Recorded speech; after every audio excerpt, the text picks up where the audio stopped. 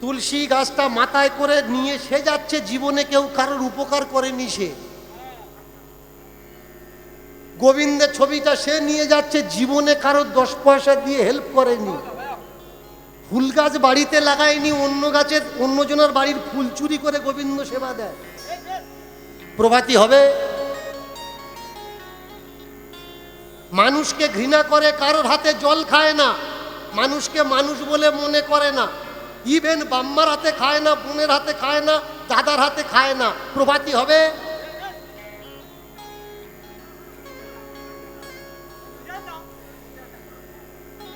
যতক্ষণ বুঝে না নেবে আমাকে ছাড়বে না। বস্তা ভর্তি করে নেবে, তা আমি বস্তা ভর্তি হবে তারপরে যাব, না হলে যাব না। প্রভাতী তারা করুক যারা প্রভাতী করার যোগ্য।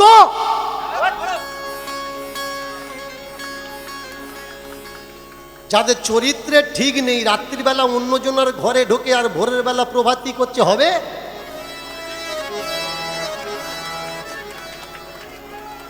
আগে বোঝা লাগবে কোনটা করা জরুরি। জীবনে স্বামীর পায়ে এক ফোঁটা তেল দেয়নি, গুরুদেবের কোমর পর্যন্ত তেল দিয়ে টিপছে, প্রভাতী হবে?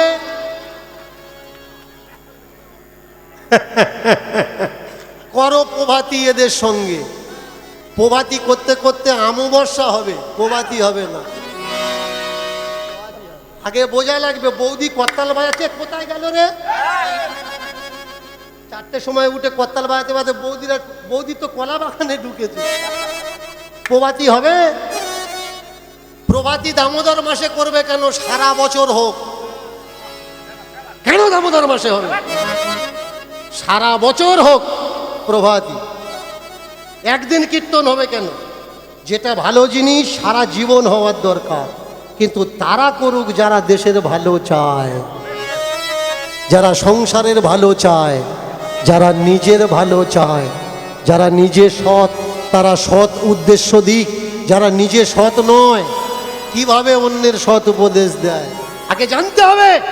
জানেন দীনকৃষ্ণ ঠাকুরের কীর্তন ব্যান্ড লাগানোর চেষ্টা কেন হচ্ছে? কেন কীর্তনীয়রা বলছে উনি থাকলে আমরা যাব না? কেন বলছে ওনাকে নিয়ে এসে কীর্তন করাবেন না?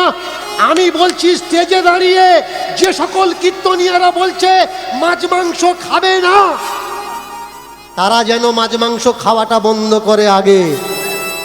তা না হলে কীর্তন করে বাড়ি যাবে আর ওই কীর্তনের টাকা দিয়ে খাসির মাংস খাবে, আর তোমাকে বলবে ভাই মাছ মাংস খেও না, নিরামিষ খাও। আগে তুই তো নিরামিষ খা, আগে নিজে সংশোধন হও।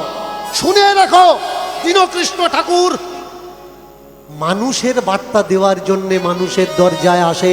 তোমরা মানুষ হও, সাধু হওয়ার চেষ্টা করো না। মানুষ হও, দেখবে সাধু তুমি আপনি আপ হয়ে যাবে। সাধু হওয়ার জন্যে মালা লাগে না, তিলক লাগে না, সার্টিফিকেট লাগে না। সাধু হওয়ার জন্যে মানুষ হওয়া লাগে। সবার উপরে সাধু সত্য নয়, সবার উপরে মানুষ সত্য, তাহার উপরে নয়। মানুষের মতো হাত আছে, পা আছে, মাথা আছে, ভয়েস আছে, কিন্তু ব্যবহারটা যদি মানুষের মতো না হয়। তোমার বাড়িতে ভিক্ষা করতে আসছে, হরে কৃষ্ণ ওমা অমুক জায়গায় থেকে এসছি গোমা, তুমি মনে করলে বাবাজি সারা জীবন ত্যাগ দিয়ে সংসার ত্যাগ দিয়েছে, আমি তো হতে পারবো না, দিলাম। তোমার ছাবালকে খেতে দাওনি, টাকা জমিয়েছো, বরকে খেতে দাওনি, টাকা জমিয়েছো, সংসারে চাল এক মুঠো করে রেখে দিয়ে জমিয়েছো, বাবাজি দেখে তুমি চাল তুলে দিলে, চেক করেছো ও বাবাজি না পাজি? চেক করো। চেক করবে কি করে? তোমার বাড়িতে এসছে চাল চাইতে, ডাল চাইতে, টাকা চাইতে, আগে এক গ্লাস জল দাও। যদি খায় তারপরে চাল দাও। যে তোমার হাতে জল খাবে না তাকে চাল দিয়ে করবে কি? যারা কারোর হাতে খায় না এরা যদি দামোদর মাস করে, তাও ভোরের বেলা, সমাজ ভালো হবে তো? আসুন আজকের আমরা সেই লীলা শুনবো যারা বলে ঈশ্বর পাওয়া যায় না, ঈশ্বর দেখা যায় না। আমি দীনকৃষ্ণ ঠাকুর অন দ্য স্টেট চ্যালেঞ্জ করছি, কীর্তনের শেষ পর্যন্ত ঈশ্বর আমি আপনাকে অনুভব করিয়ে তবে বাড়িতে যাব। কোনো সাধু, কোনো বাবাজি যে কথা আজ পর্যন্ত বলতে পারেনি, আমি দেখাতে পারবো।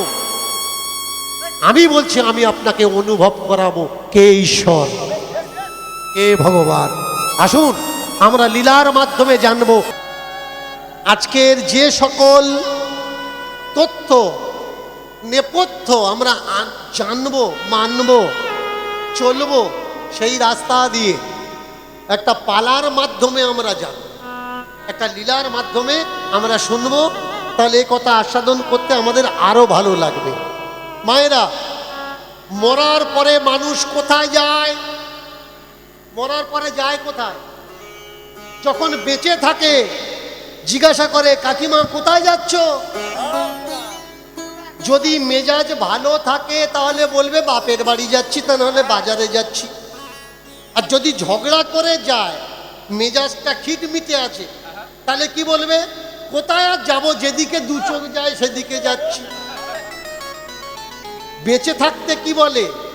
যেদিকে দু চোখ যায় সেদিকে যাচ্ছি। কিন্তু মরার পরে হবে না, যেদিকে দু চোখ যায় বললে হবে না। কোমরে দড়ি, গলায় দড়ি দিয়ে টেনে নিয়ে যাবে যমদূত। যাবে কোথায়? জমালয়,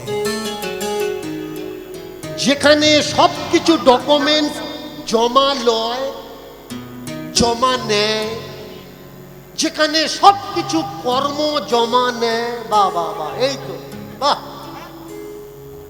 তার নাম হলো জমালয়। জমা করো, কর্ম জমা করো, বিচার জমা করো, বুদ্ধি জমা করো, তাহলে জমা থাকবে। এমন কিছু করো না যে জমাগারে গিয়ে দেখছো সব জমা লয় হয়ে গেছে। জমা লয় করো না, জমা লয় করো, জমা দাও। জানলাম কোত্থেকে? ধর্মীয় গ্রন্থের দৃষ্টি অনুসারে। ভালো কর্ম করলে যাবেন স্বর্গে, আর খারাপ কর্ম করলে যাবেন কোথায়?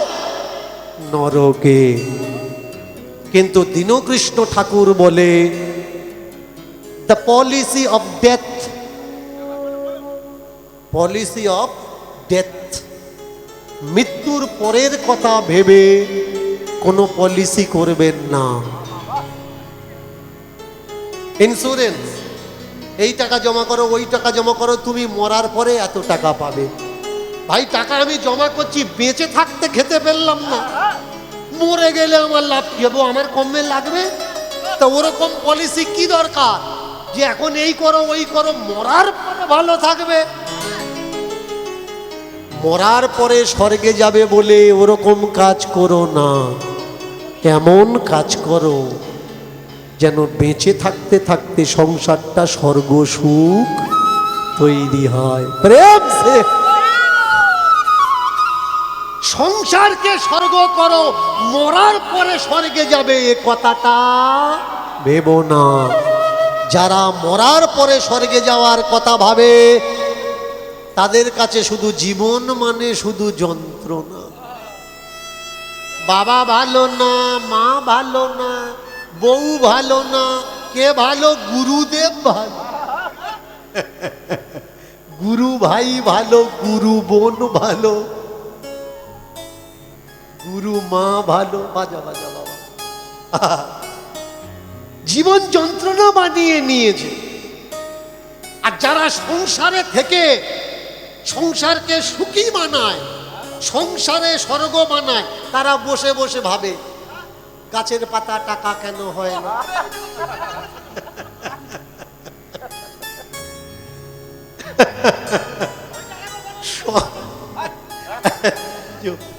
মায়েরা, ঠান্ডার সময় একটু হাসি মজাক করব, হাসি মজাক গুলো বাদ দিয়ে নেবে।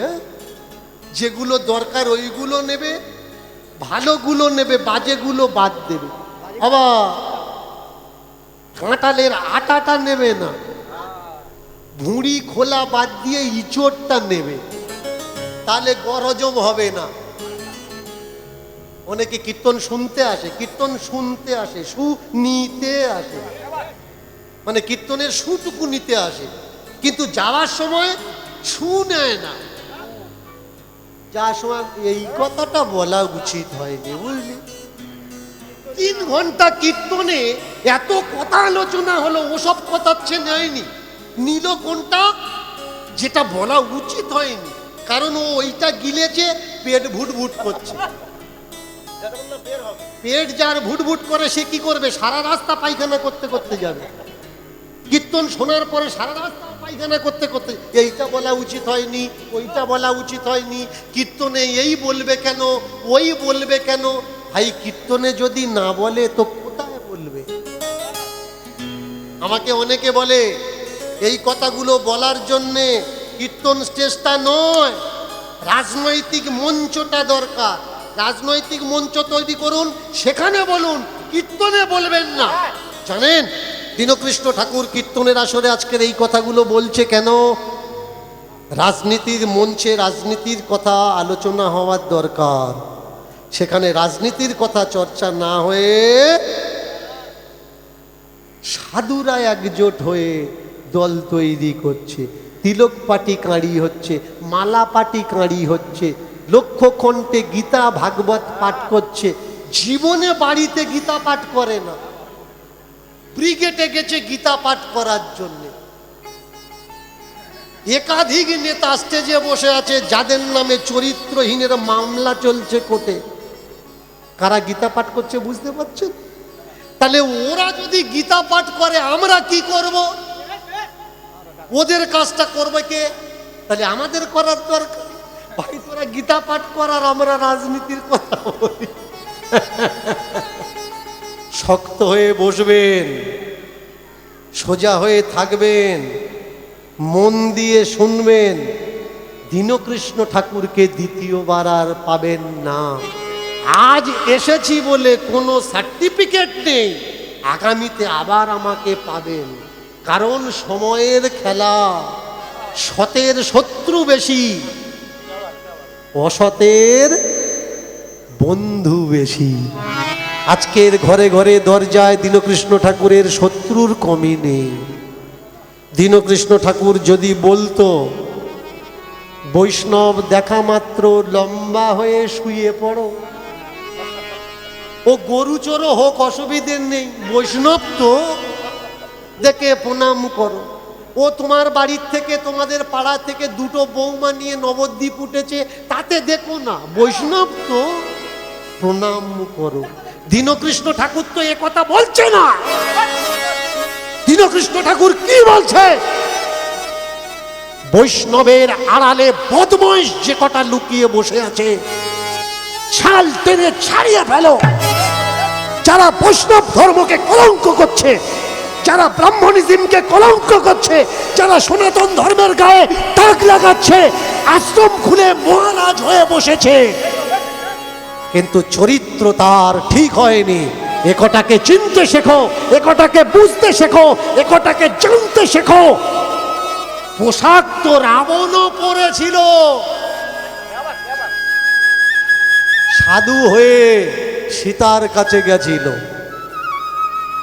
সাধু বলে সম্মান দিল সীতা, কিন্তু তাতে হলো কি? সীতা হরণ হয়ে গেল, রামের জীবন তছনছ হয়ে গেল। তেমনি আপনি সাধু বলে যেন যাত্রার কাছে চলে যাবেন না, আপনি লুট হয়ে যাবেন, আপনার সংসার তছনছ হয়ে যাবে। চিনতে শিখুন, বুঝতে শিখুন কে সাধু। সাধু মানে নবদ্বীপের কোনো বান্দা নয়, সাধু মানে হরিদ্বারের কোনো বান্দা নয়, সাধু মানে তীর্থে থাকা কোনো বান্দা নয়, সাধু মানে উঁচু লম্বা দাড়ি আছে, গলায় মালা আছে, কপালে নানান রকমের টিকা আছে, ও সাধু নয়। সাধু মানে আপনার গ্রামের দাদুও হতে পারে, কাকাও হতে পারে, ঠাকুর দাদাও হতে পারে। সাধু তীর্থ কেন খুঁজছেন? সাধু গ্রামে খুঁজুন। কে সাধু জানেন? মায়েরা বলবো কে সাধু? বলবো? জোরে বলুন। মাথা নাড়লে হবে না, আওয়াজ দিতে হবে। কাঠ কাটতে যায় 8-10 জন মিলে জঙ্গলে কাঠ কাটতে যায় একসঙ্গে, ভোরের বেলা করে যায়, দুপুর বেলা কাঠ কেটে এনে বাজারে বিক্রি করে। একজন বলছে, ভাই কালকে যাওয়ার সময় আমার একটু ডাক দিস তো, তোদের সঙ্গে আমি যাব। ঠান্ডার সময় ঘরের পিছনে এসে ডাক দিচ্ছে ভোরের বেলায়, এই গোপাল, এই গোপাল চল তো, জঙ্গলে যাবি বললি চল। ও আর আসেনি। এরা কাঠ কেটে এনে বিক্রি করে বিকেল বেলা বলছে, হ্যাঁ রে গোপাল, এত ডাকলাম তা কই তুই গেলি না, কোনো সাড়া দিলি না। বললেন, না আমি তো খাতার ভেতরে শুয়ে মাথা নাড়ছিলাম আর বললাম যাব না। মাথা নাড়লে হবে না, মাথা নাড়ার সঙ্গে সঙ্গে আওয়াজটাও করতে হবে, তাহলে বুঝতে পারবো শুনতে চাচ্ছ কি চাচ্ছ না। কি বলবো কে সাধু? আওয়াজে দম থাকার দরকার, তবে আমার আওয়াজ বের করব, না হলে বেরোবে না। সাধুকে পরের দুঃখ দেখে যে ব্যক্তি চলে যায় না, দাঁড়িয়ে যায়।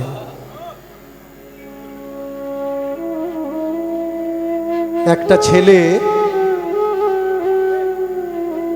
রাস্তায় পড়ে গিয়ে কাঁদছে,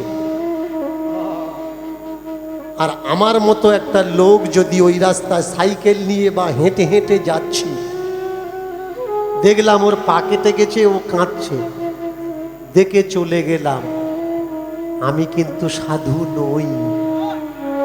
সাধুকে সঙ্গে সঙ্গে দাঁড়িয়ে গিয়ে ওই বাচ্চাটাকে ঠিক হওয়া থেকে তার বাড়ি পৌঁছে দেওয়ার দায়িত্ব যে বহন করে, এ সাধু।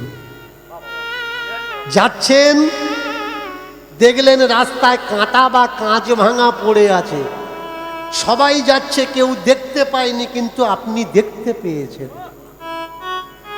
দেখে যদি চলে যান, আপনি সাধু না। কাঁচ ভাঙা বা কাঁটাটা তুলে এমন একটা জায়গায় রেখে দেবে যেখানে কারোর ক্ষতি হবে না, তাকে বলে সাধু। অনুষ্ঠান বাড়িতে খেতে গিয়েছেন, একজনের নেমন্তন্ন করেছে, অনেক গ্রামে আসে না, মাথা পিছু বাড়ি পিছু একজন একজন বলে। খেয়ে দেখলো রসগোল্লাটা ভালো হয়েছে। দেখবেন ঠাম্মা দিদিমা কি করে জানেন, জলের গ্লাস, এখন তো প্লাস্টিকের গ্লাস হয়েছে, আমরা যখন ছোট ছিলাম মাটির খুঁড়ি ছিল, মাটির গ্লাস, দুটো রসগোল্লা পাতের পাশে রেখে দেয়। খাওয়া দাওয়া হয়ে গেছে, রসগোল্লা দুটো ওর মধ্যে নিয়ে হাতে করে ঠাম্মাটা আসছে, ও ঠাম্মা কিনি যাচ্ছ? আর নাতিটা আসেনি, বুঝলি, নাতিটা খাবে। এই তো সাধু। তোমার ঠাম্মা সাধু, তোমার দিদিমা সাধু, তোমার কাকিমা সাধু, তোমার মাসি সাধু, তোমার পিসি সাধু, তোমার বাবা সাধু, তোমার মা সাধু, আর তুমি সাধু খুঁজছো বাইরে।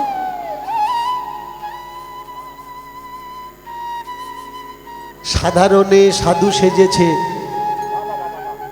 পরেছে সাধুর বেশ।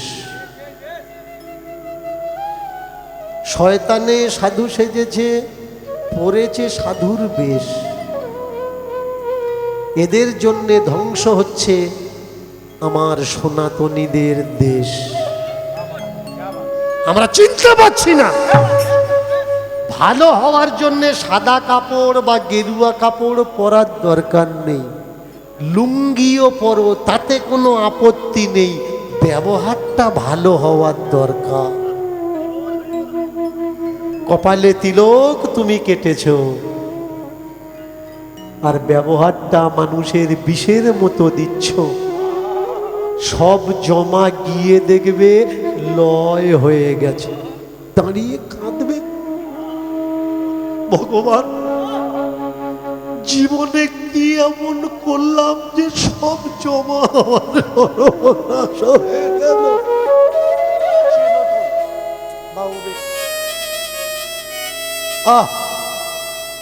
সব জমা সর্বনাশ হয়ে গেল ঠাকুর। যখন বেঁচে ছিলাম বুঝতে পারিনি কোনটা ভালো কোনটা মন্দ। মানুষের জন্য কিচ্ছু করিনি, দেশের জন্য কিচ্ছু করিনি, দশের জন্য কিচ্ছু করিনি। আর একবার সুযোগ দাও, আর একবার মানব জন্ম দাও ঠাকুর। এবারে গিয়ে আমি ঠিক কাজ করব ঠাকুর, ঠিক কাজ করব। লক্ষ কোটি জন্মের বিনতি প্রার্থনার পরে মানুষ হয়ে জন্মালাম ভালো করব বলে, কিন্তু না তো দেশের ভালো হলো, না সংসারের ভালো হলো, না নিজের ভালো হলো। ভাই রে, একটা কথার হৃদয়ে লিখে নাও, এমন মানব জনম, এমন মানব জনম আর হবে না বারে বারে আর আশা হবে না। ভাই রে, বারে বারে আর আশা হবে না। এমন মানব জনম, এমন মানব জনম আর হবে না বারে বারে আর আশা হবে না মন রে, বারে আর আশা হবে না।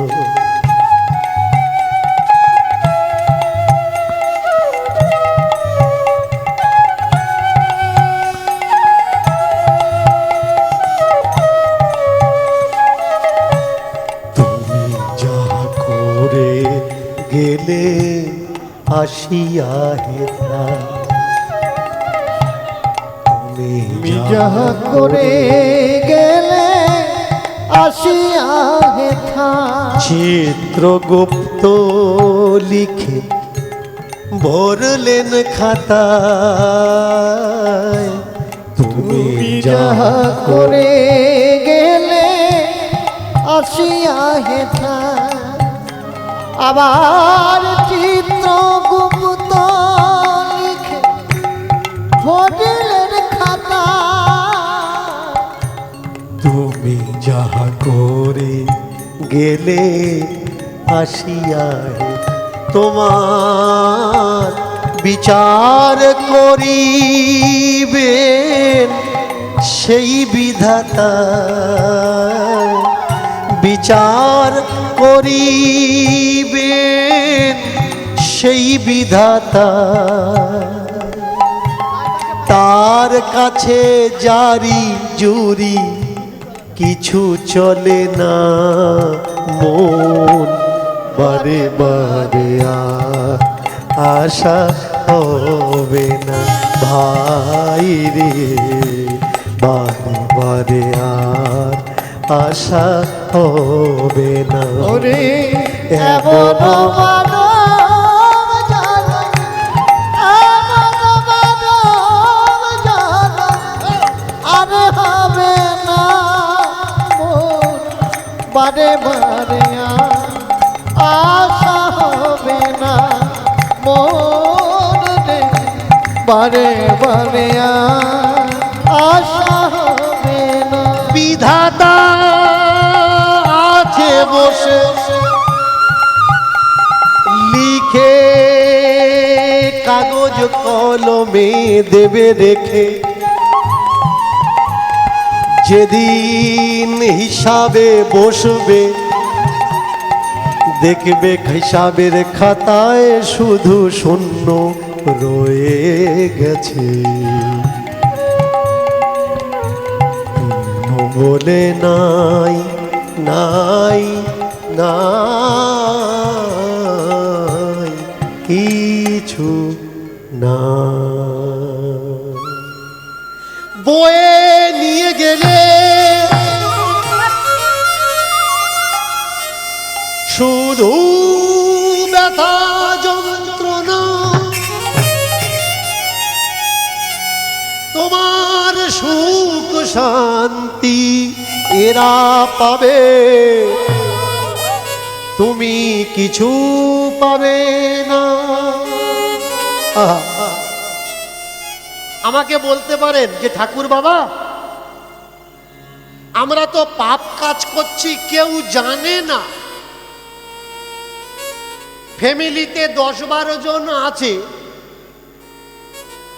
বৌমা রান্না করছে, রান্না করতে করতে ছোট্ট একটা মাছের পিচ এদিক ওদিক তাকিয়ে গালের মধ্যে দিয়ে মুখ নাড়ছে আর খন্তি নাড়ছে।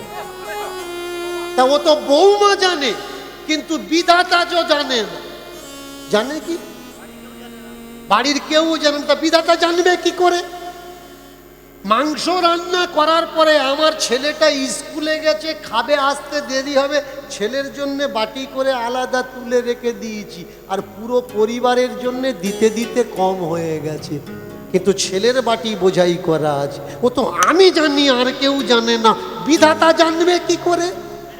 ভাই, তুমি চলতা ফিরতা একটা machine. Do you know technology something? Technology কি হয় জানো? জানো না, জেনে নাও। তুমি পৃথিবীর যে কোনো প্রান্তে থাকো, বাড়িতে যদি সিসিটিভি ক্যামেরা থাকে আর তাতে যদি অডিও ভিডিও ইন্টারনেট কানেক্ট করতে পারো, পৃথিবীর যে কোনো প্রান্ত থেকে তুমি দেখতে পাবে ওই ক্যামেরার সামনে কি হচ্ছে। তেমনি আমাদের এই বডিতে অডিও ভিডিও ক্যামেরা লাগানো আছে। দুটো চোখ হচ্ছে ভিডিও লেন্স, ক্যামেরার লেন্স, আর কান হচ্ছে অডিও শোনার জন্যে। পৃথিবীর যে কোনো প্রান্তে তুমি থাকো না কেন, বিধাতা চিত্রগুপ্ত লিখে খাতা ভর্তি করছে। তুমি এই এই খাচ্ছ, এই এই করছো, কেউ জানে না, তুমি তো জানো। আর এই আমি জানি মানে আর এক আমি বসে আছে কলম নিয়ে, ও সব লিখছে। আগে জানতে হবে। তাহলে ভাই, তাহলে এখন উপায়, আমরা যাব কি করে সেই রাস্তায়?